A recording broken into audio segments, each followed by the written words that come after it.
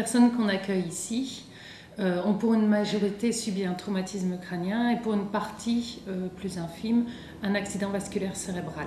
Ensuite, il y a d'autres causes, mais dans la globalité, ce sont des personnes qu'on appelle cérébrolésées, c'est-à-dire qui ont une lésion cérébrale définitive au niveau du cerveau. Le handicap peut être bien sûr physique, mais ce n'est pas celui qui est le plus invalidant.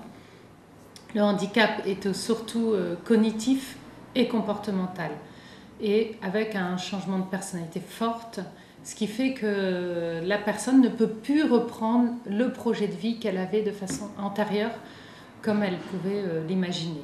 On propose aussi un travail sur l'autonomie des personnes, puisque même 5 ans à 10 ans après l'accident, elles peuvent apprendre à vivre avec leur handicap. Le handicap ne va pas être modifié, mais elles vont mettre des moyens de compensation avec l'aide des professionnels pour pouvoir vivre avec le handicap.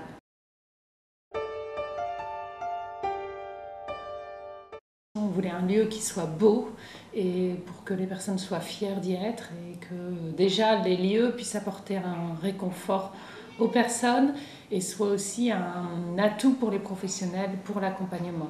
C'est plus agréable de travailler dans des lieux qui sont beaux. On a eu la chance d'avoir ce bâtiment de ferme, mais donc pour ça on a aussi voulu 4 maisons. Et les unités de vie sont réellement construites comme des maisons autonomes, avec chacune une cuisine, une salle à manger, un salon et 7 ou 8 chambres par maison, ce qui est fort petit par rapport à ce type d'institution. C'est aussi recréer dans tout l'espace des couloirs un peu d'intimité et moins de promiscuité.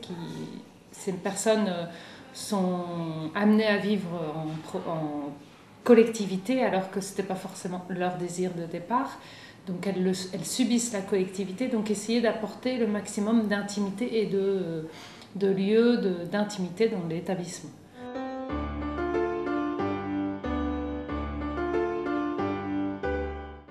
Pour moi, la rencontre avec les personnes cérébrolésées,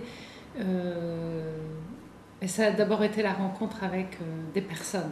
Ce handicap aussi nous renvoie vers nos limites, puisque quand on regarde un adulte, une personne qui a eu un traumatisme crânien ou un accident vasculaire cérébral, c'est pas lointain, c'est quelque chose qui peut nous arriver.